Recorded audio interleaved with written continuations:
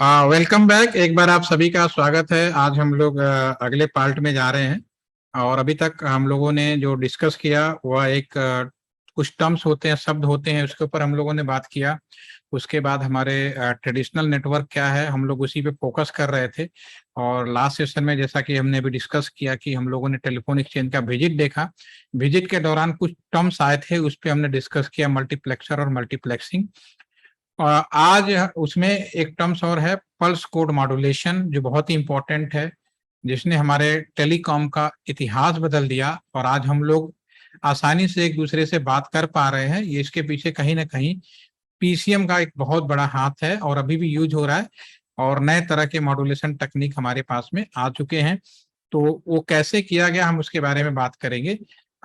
एक चीज मैं आपको बात करना चाहूंगा कि अभी तक हम लोगों ने जो देखा कि जितने कस्टमर हैं उन सबके वायर लोकल टेलीफोन एक्सचेंज में आता था।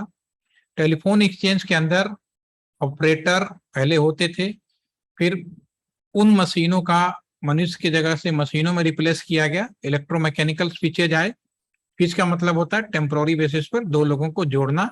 होपफुली कि आप लोगों को ये बात बहुत अच्छे से समझ में आ गई होगी।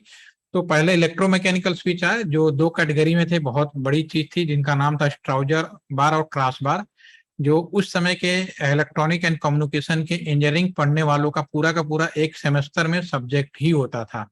समय बदला, उसके बाद इलेक्ट्रॉनिक स्विचेज आए। इलेक्ट्रॉनिक स्विचेज में जापान के OCB283 ये सब मॉडल थे, E10B, AXE, 5PSS। तो हो सकता है कि नाम आपके अजीब से लगे, लेकिन ये सब चीजें थी जो इलेक्ट्रॉनिक के रूप में काम कर रही थी और अभी भी कर रही थी। इंडिया के अंदर जिस इलेक्ट्रॉनिक स्विच का इस्तेमाल किया गया ज्यादातर E10B और OCB283, और उसके बाद सैम पेट्रोडा।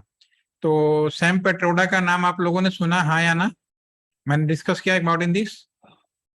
यस, आराध्य। OCB 283 के बाद आपको किसका नाम बोले तो रिपीट करेंगे? आवाज आपकी बिल्कुल मुझे सुनाई नहीं दी, कोई और बताए तो। मैं अगेन पूछ रहा हूँ। Sir am I audible? Now audible. Sir OCB 283 के बाद आप कौन सा स्विच के बारे में बात कर रहे थे, वो बात रिपीट करेंगे? ये कोई और ये बताएंगे कि ये क्या कह रहे हैं, इनकी बात मैं बिल्कुल नहीं समझ पाया हूं, तो मैं कैसे जवाब दूं? आराध्य, रश्मि, ये अभी इन्होंने जो बोला अगर आपको समझ में आ गई हो तो जरा पूछेंगे आप लोग, या लिख के बचे। आ, अयान, आप लिख दो जरा सा, राइट डाउन प्लीज। यस, बाकी लोग बताएं कि क्या हमने वो डिस्कस किया। सैम पेट्रोडा का नाम सुना है सभी लोगों ने? इस पे हमने डिस्कस किया, हाँ या ना?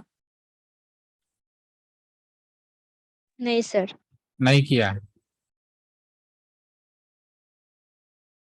अच्छा अयान, आप ये कह रहे हो कि मैंने अच्छा आप लिखना चाह रहे हो कि देखिए, जो इलेक्ट्रॉनिक स्विचेस थी E10B इलेक्ट्रॉनिक्स, मैं लिख देता हूँ यहाँ पे, जो भी इलेक्ट्रॉनिक स्विचेस थी आप लिख, स्क्रीन पे लिख देता हूँ मैं।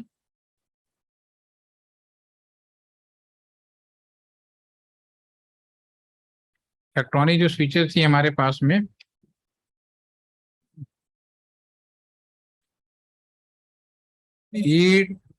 पहली इलेक्ट्रॉनिक स्विच E10B आया। उसके बाद OCB283 आपने लिखा है, बिल्कुल ठीक लिखा है, जापानी थी। इसके बाद NEX 110, ये बहुत ही इंपॉर्टेंट है, भी जापान का था। उसके बाद हमारे पास AXE 10। 10 का मतलब यहाँ बाइनरी से लेना देना है, ठीक है। इसके बाद इंडिया के अंदर एक स्विच है C.Dot, शायद आप लोगों ने नाम सुना होगा। ये गवर्नमेंट की ही एक स्विचिंग कंपनी है जो आज भी बहुत पॉपुलर है। तो ये डिफरेंट डिफरेंट स्विचेस थे, कंपनीज के नाम थे, जैसे कि गाड़ी खरीदते हैं ना, मारुति खरीद लीजिए, टाटा खरीद लीजिए, या कोई भी कार खरीद ली, ultimately all are the car, सबका पर्पज एक ही होता है। तो ये सारे इलेक्ट्रॉनिक स्विच थे, ठीक है। अब जमाना बदल गया, इसकी जगह पे अब नया जो स्विच आया, IP स्विच बोलते हैं उन्हें, ठीक है ना, IP स्विच। और IP स्विच में सिर्फ दो चीजें आती हैं, एक कॉम्बिनेशन होता है, एक तो होता है राउटर प्लस दूसरा आपका स्विच।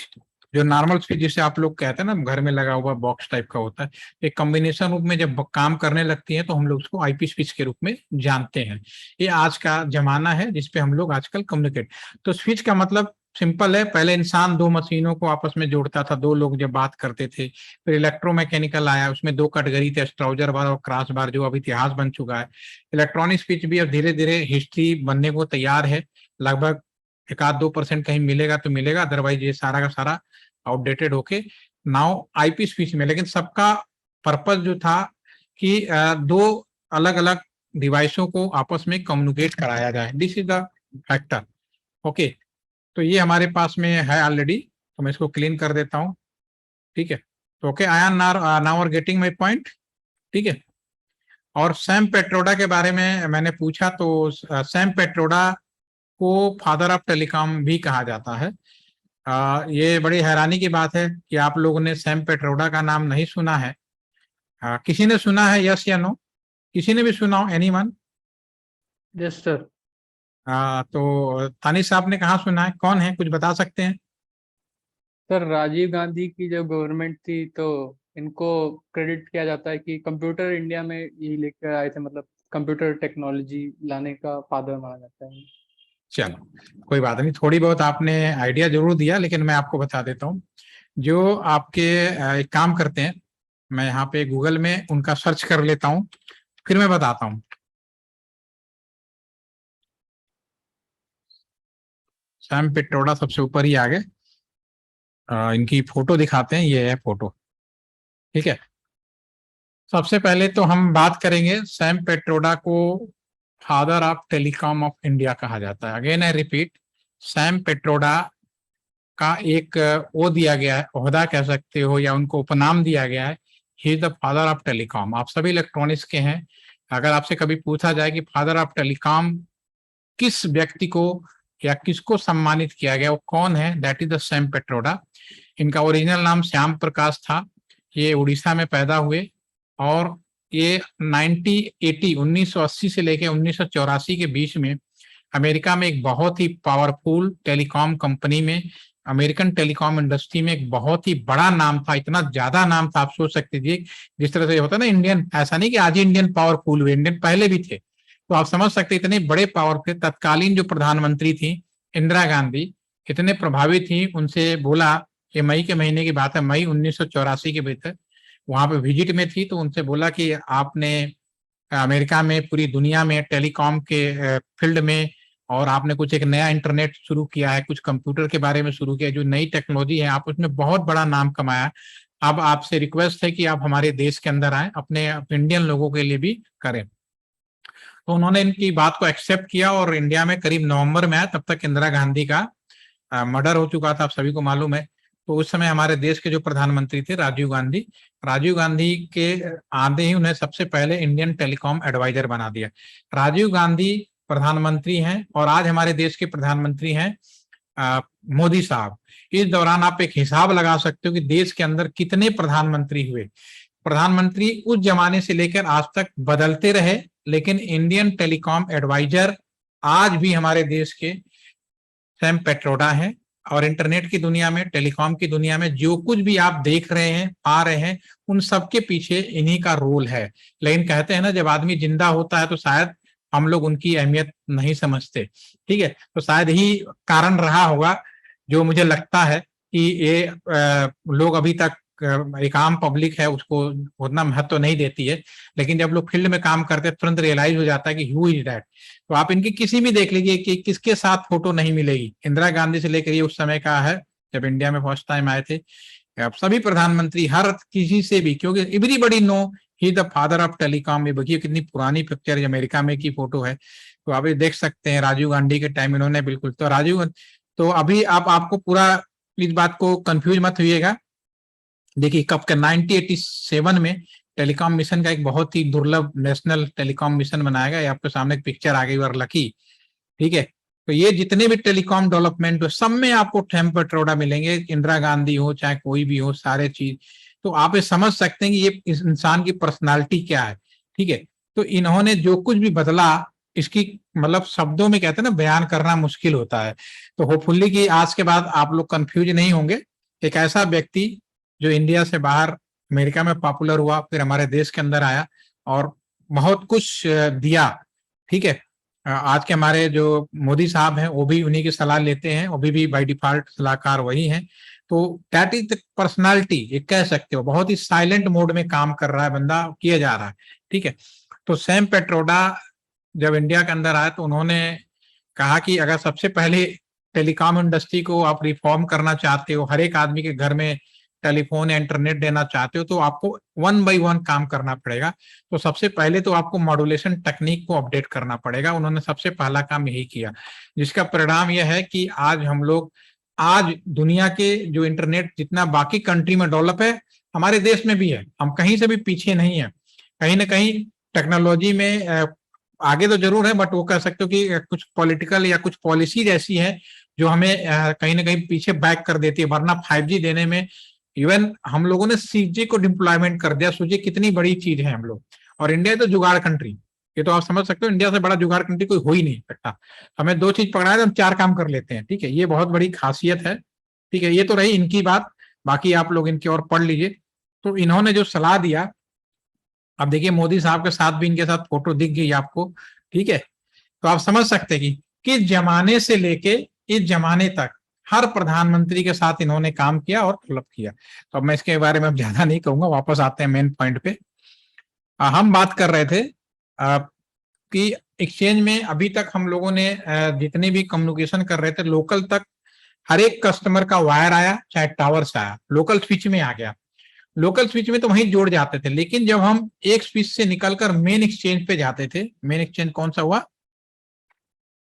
ये आपका दोबारा से डायग्राम में आ जाते हैं। ये वाले डायग्राम आपको अच्छी तरह से याद होगा। जब इसमें इसको आप समझ जाए तो बहुत अच्छे से समझ पाएंगे। कोई भी कस्टमर ए है, कोई कस्टमर ए है, अगर वो बी से बात करना है और ए का वायर इसमें है और बी का वायर मान लीजिए किसी और स्विच रूम में है, इस वाले ए वाला जो स्विच लगा इसके स्विच रूम में है। ठीक है ना, तो अगर इसमें बात करनी हो तो यहां से लोकल में होता तो यहीं से रिटर्न बैक हो जाता, नहीं जितने कस्टमर उतने वायर। यहाँ नहीं है तो फिर लोकल ट्रांसमिशन से होते हुए मेन एक्सचेंज में जाता है। तो यहाँ पे आपको समझने की जरूरत है, यहाँ पे लोकल में हर एक कस्टमर का वायर आया, हर एक आदमी का टावर आया, कोई दिक्कत नहीं। लेकिन जब इस एक्सचेंज से शहर के मेन एक्सचेंज में जाता है, ये पूरा ऑप्टिकल फाइबर है, 1986 सैम पेट्रोडा ने सबसे पहले इसको वो किया, फाइबर में बदलवाया। तो यहां से यहां तक ये केवल एक ही पेयर जाता है। अगेन आई रिपीट, पूरे एक्सचेंज का लोड केवल एक ही पेयर जाता है। लोकल में हर एक कस्टमर का आ गया, लेकिन अगर हम एक एक्सचेंज से दूसरे एक्सचेंज की बात करें, एक शहर से दूसरे शहर की बात करें, एक देश से दूसरे देश की बात करें, तो केवल एक ही पेयर जाता है, एक ट्रांस और एक रिसीव। ये पूरा का पूरा एक ही जाता है इस केस में। ठीक है ना, तो ये कैसे संभव हुआ, और रास्ता भी आप लोगों ने हमारे लास्ट सेशन में समझ लिया कि इंडिया से लेके अमेरिका तक जो रास्ता है वो आपका वो ऑप्टिकल फाइबर या टावर, लोकल में टावर कुछ भी हो, फाइनली ऑप्टिकल फाइबर है। लेकिन रास्ते में एक जगह से दूसरे जगह जाना हो तो मुझे साधन की जरूरत पड़ेगी, और ये जो साधन है वो कैसे संभव है वो हम लोग आज डिस्कस कर रहे हैं। भले मैं इसको क्लीन करता हूं। और इसी संदर्भ में हम लोगों ने बात किया था लास्ट सेशन में, कई शब्द थे। एक तो हमने मक्स और दूसरा मल्टीप्लेक्सर, सॉरी मल्टीप्लेक्सिंग, ये तो मक्स को मल्टीप्लेक्सर ही बोला, मल्टीप्लेक्सिंग। तो इसमें हम लोगों ने डिस्कस किया था, मक्स जो था उसमें मैंने बोला था कि ये 4x1 हो सकता है, ठीक है, 8x1 हो सकता है, ठीक है, डाटा, ठीक है। और मल्टीप्लेक्सिंग में मैंने आपसे बोला था कि ये आपका FDM होगा, और FDM और TDM, ये 2 तरह से होते हैं, and TDM, time division multiplexing, ये हम लोगों ने बात किया था, राइट। ठीक है, तो अब हम बात करेंगे है क्या चीज, ये कैसे संभव है कि विद इन ए सेकेंड। तो ये कम्युनिकेशन में एक और बड़ी इंपॉर्टेंट चीज है, इंसान उस चीज का फायदा उठाता है। ये मेरा वॉयस है, ठीक है ना, ये मेरा फोन है, मैं बोल रहा हूं, मेरा वॉयस इसमें है, रास्ता यहाँ से टावर जाएगा, टावर फिर ऑप्टिकल फाइबर होते हुए सब आगे जाएगा, कोई दिक्कत नहीं है, कोई समस्या नहीं, ये सब आप लोग समझ चुके हैं। ठीक है, तो मेरा आवाज मोबाइल फोन में होते हुए दूसरे लोकेशन पर कैसे पहुंचेगा विद इन ए सेकेंड, ये बड़ा इंपॉर्टेंट सवाल होता है, ठीक है। तो इन सब के लिए मैं बहुत रफ मैनर में बताने की कोशिश कर रहा हूँ, उसके बाद आप लोग इंजीनियरिंग स्टूडेंट हैं तो काफी अच्छे समझ पाएंगे। भगवान ने हम सभी का जो कान है, ऊपर वाले ने जो हमारा कान बनाया है वो बड़ा ऐसे बनाया कि हम लोग एक डेफिनेट रेंज का साउंड ही सुन सकते हैं, 20 हर्ट्ज से लेके 20 किलो हर्ट्ज। कहने का मतलब ये है कि मैं बहुत धीमी आवाज को नहीं सुन सकता, बहुत ऊंची आवाज को नहीं सुन सकता। जो धीमा और ऊंचा का जो वेरिएशन है वो इन्हीं के बीच में आता है, सीधी सी बात है। धीमा और ऊंचा का जो वेरिएशन है वो इन्हीं के बीच में आता है, इससे हो नहीं सकता, ठीक है। अगर मैं बहुत तेज आवाज बोलूंगा तो भी मुझे सुनाई नहीं देगा, बहुत धीमी बोलूंगा तो भी नहीं सुनाएगा। पहली क्वालिटी तो हमारी ये होती है। दूसरी क्वालिटी होती है, अगर बहुत तेज बोलूं, मैंने आवाज बढ़ाया ना, तो आपको लगेगा कि मेरी आवाज आपके कान में हिट कर रही है। ये आपको मैट्रिक स्टैंडर्ड यानी 10th में ही ये सब बता दिया जाता। जो स्पीड होता है साउंड की, जो स्पीड होती है डायरेक्टली प्रोपोर्शनल टू जो होता है फ्रीक्वेंसी की होता है, जो साउंड का होता है V equal to f lambda, मेरे ख्याल से सभी लोगों ने पढ़ा होगा, बड़ा ही कॉमन फार्मूला है, ठीक है ना। जो स्पीड है वो डायरेक्टली फ्रीक्वेंसी के इक्विवेलेंट होता है, यानी कि मैं जैसे ही बोलता हूं और आवाज में जितनी फ्रीक्वेंसी होगी उतनी तेजी से स्पीड मूव करेगा। तो कहने का मतलब है कि धीमी आवाज कम फ्रीक्वेंसी, ऊंची आवाज हाई फ्रीक्वेंसी। लेकिन हमारा कान बहुत धीमी आवाज को नहीं सुन सकता, बहुत ऊंची आवाज को नहीं सुन सकता। इसी चीज का हम लोगों ने फायदा उठाया। हमने क्या किया, तुम कर देते हैं, ये हमारी जो धीमी आवाज है, इस धीमी आवाज में अगर मैं इसमें बहुत ऊंची आवाज मिला दूं जो मुझे सुनाई नहीं देता, वेरी हाई फ्रीक्वेंसी कह सकते हो, यानी एक बाल्टी पानी में एक ड्रॉप कुछ भी डाल दो ओवरऑल पानी रहेगा, ठीक है ना। पूरा नदी का पानी है, उसमें कुछ भी डाल दो नदी का पानी रहेगा, कहने वाला इतना ज्यादा। तो ये जो है एक ड्रॉप के समान है, इसमें मिला दो, ओवरऑल वेरी हाई फ्रीक्वेंसी हो जाती है।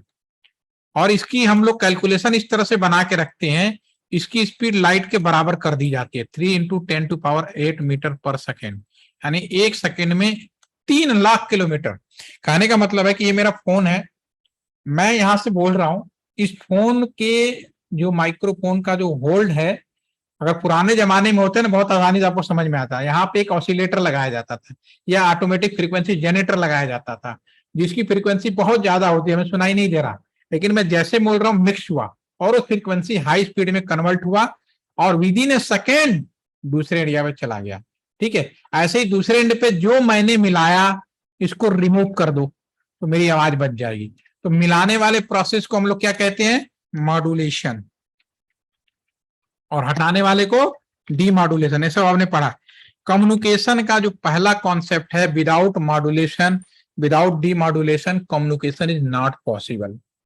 मॉड्यूलेशन की इंपॉर्टेंस समझ में आ गई, इसीलिए आपको मॉड्यूलेशन पढ़ाया जाता है।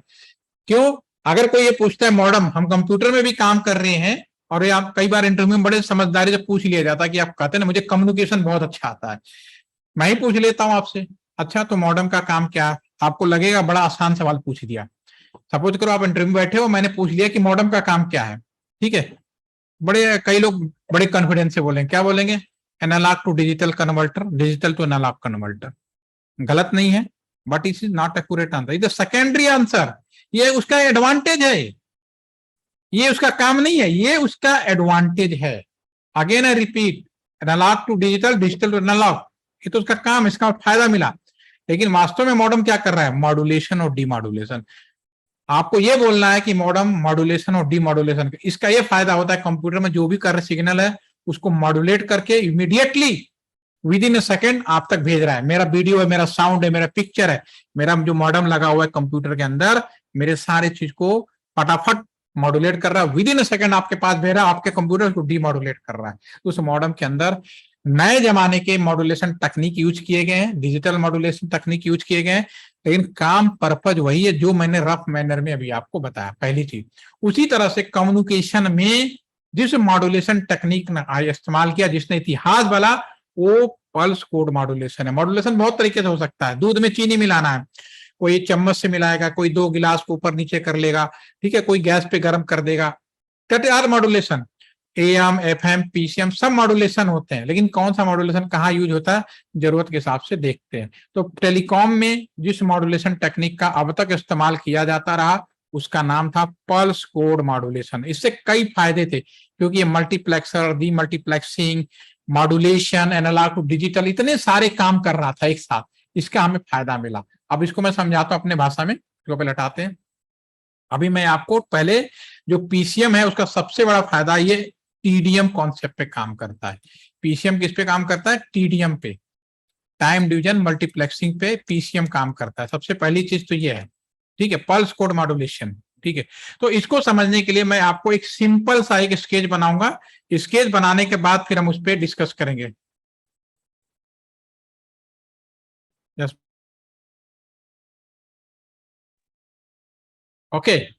तो अगेन बैक, तो पल्स कोड मॉड्यूलेशन को मैं आज के सेशन में आपको समझाने की कोशिश करता हूं। होपफुली फिर आपको समझ में आ जाएगा कि दुनिया में और वो लोग कम्युनिकेशन कर रहे हैं, सिंगल पेयर फाइबर पे कैसे कम्युनिकेट होते हैं, वो यहाँ पे हम लोग समझने की कोशिश करते हैं। ठीक है, तो इसमें होता क्या है, पहले तो पल्स कोड मॉड्यूलेशन किस पे काम करता है? टीडीएम पे काम करता है। तो इसको समझाने के लिए मैं ग्राफ डायग्राम बना रहा हूं।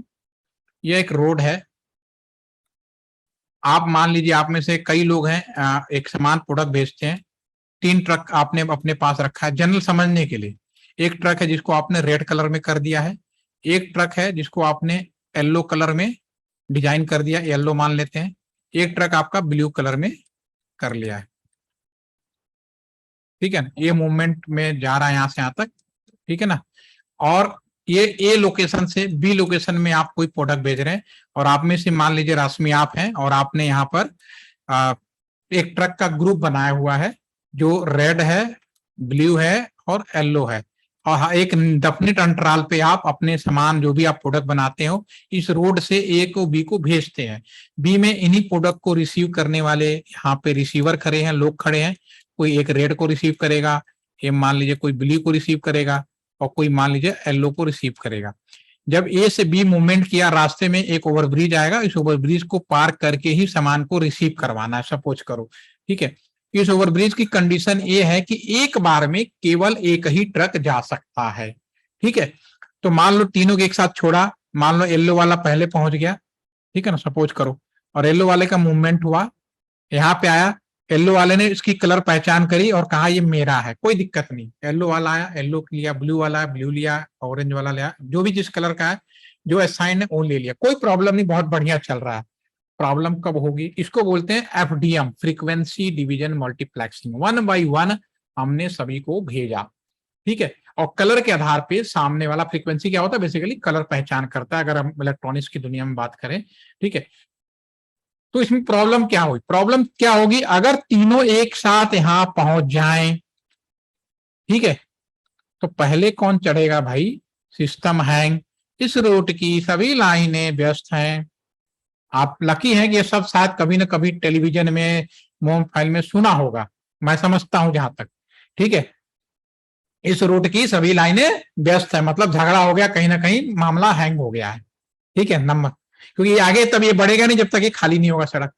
एक पहली समस्या ये हो गई। दूसरी समस्या, मान लो ये आपका रेड वाला है और ये बीच में पंचर हो जाए, टायर इसका फेल हो जाए, उस केस में अब ये रेड वाला तो किनारे होकर पंचर ठीक करा रहा था, ये रेड वाला इंतजार कर रहा। अब आपने ये पंचर अभी ठीक ही करा रहा था, लेकिन उसी दौरान दूसरा ट्रक मूवमेंट में आ गया। अब ये रेड वाला यहां पहुंच गया, इस रेड वाले को इस वाले रेड को रिसीव करना था जो पहले जिसका पंचर था, लेकिन पहुंच गया दूसरा। ठीक है, तो गलत रिसीव कर लिया, क्रॉस कनेक्शन। आपने किसी को नंबर मिलाया, मिल किसी और को गया, क्रॉस कनेक्शन। मिस्टर इंडिया की मूवी देखी है आपने, अनिल कपूर वाली? उसमें आप देखोगे ना, जब फोन मिलाता है ना कपूर, कभी भैंस का, कभी बीमारी डॉक्टर का, कभी कहीं नंबर, वो क्रॉस कनेक्शन पहले बहुत होते थे। मोबाइल का जो जीएसएम टेक्नोलॉजी है वो दोनों कॉन्सेप्ट पे काम करता है, टीडीएम में और एफडी में। इसीलिए मोबाइल में अभी भी ये समस्या मौजूद है, लेकिन इन समस्या से मुक्ति दिलाया पीसीएम ने। कैसे मुक्ति दिलाया? हमने कहा भाई हम टीडीएम यूज नहीं करेंगे, हम नया कॉन्सेप्ट यूज करेंगे। हमने पहला ग्रुप कहा, पहला ग्रुप निकलेगा 10 बजे भाई। ठीक है, और रेड वाले को बोला कि तुम 10:10 पर ओवरब्रिज पे चढ़ोगे, तुम्हें बोला 10:15 पे चढ़ोगे, और तुम्हें बोला 10:20 पे चढ़ोगे। और इधर भी हमने सेम मैनर में हमने ये कह दिया, जो रेड वाला है, रेड वाले को कह दिया कि तुम 10:10 पर इसको रिसीव करोगे। जो जैसा चढ़ा उसी टाइम पे इसको फिक्स कर दिया। ठीक है, तो पहली समस्या, कोई भी यहां पहले पहुंच जाए, क्या फर्क पड़ता है? जो राइट टाइम पे पहुंच गया वो ही चढ़ेगा, पहले आगे पहुंचने वाले का कोई इंसान नहीं। तो पहले समस्या खत्म, इस रूट की लाइनें व्यस्त खत्म हो गई। दूसरा, मान लो टायर में कोई प्रॉब्लम हुई, पंचर हो गया, सपोज करो, ठीक है, तो इस केस में क्या होगा? अगर इस केस में ये होगा कि ये इसको बोला गया कि आप 10:10 पे ही आप इसको रिसीव करेंगे, ठीक है, लेकिन ये पहुंचा नहीं, तो इसको मना कर दिया जाएगा कि अगला आपको 10:15 पे टाइम दिया जाएगा, अगर आप उसको रिसीव करेंगे, नहीं तो आप हट जाएंगे। और इसको भी बोला यू बैक आउट। तो वो जो समस्या थी क्रॉस कनेक्शन वाली, दोनों मुक्त हो गई। तो जो टीडीएम कॉन्सेप्ट है, टीडीएम कॉन्सेप्ट का सबसे पहला जो इस्तेमाल किया गया पल्स कोड मॉड्यूलेशन, वो टीडीएम कॉन्सेप्ट पे काम करता है। ठीक है, अब इसको हम डायग्राम पे आके देखते हैं पीपीटी में। यस, दोबारा से आते हैं यहाँ पे। अभी आपको यहाँ पे चीजें दिखेंगी, इसमें समझाने की कोशिश कर रहा हूं। आप एक्सचेंज विजिट का जो मेरा वीडियो है दोबारा से देखिए, उसमें स्विच रूम से आगे जाना, लोकल कॉल है वहीं जोड़ देगा, लेकिन हमें मेन एक्सचेंज भेजना है या दूसरे लोकेशन में भेजना है, तब मुझे ट्रांसमिशन रूम की जरूरत पड़ती है। और ट्रांसमिशन रूम चीज को मेंटेन करता है। क्या करता है यहाँ पे? अभी यहाँ पे आपको यहाँ पे वैसे दिखाता हूं। इसमें इंडिया के अंदर जो कॉन्सेप्ट बनाया गया, 30 कस्टमरों का ग्रुप बनाया गया, जिसे 30 चैनल कह लो या सर्किट कह लो, आप ये समझो कि 30 टेलीफोन का ग्रुप बनाया गया। और इसका वायर उसी में मैंने बोला था नीचे से ऊपर स्विच में जाओ, ठीक है ना। अगर आप वीडियो याद होगा तो स्विच में पीसीएम कार्ड लगा है, ठीक है। पीसीएम 30 कस्टमर का ग्रुप है, ये मॉड्यूलेशन कर रहा है और 1 बाय 1 भेज रहा है। एक पीसीएम 125 माइक्रोसेकंड का होता है, आपको याद होगा, और एक को हम लोग 3.9 माइक्रोसेकंड का हम लोग उसको देते हैं, राइट। फिर ये इसके बाद ट्रांसमिशन रूम में सबसे पहले ये डीडीएफ पे आएगा, और डीडीएफ से फिर यहाँ जो ट्रांसमिशन सिस्टम है इसको सिंगल आउटपुट में बदलना है।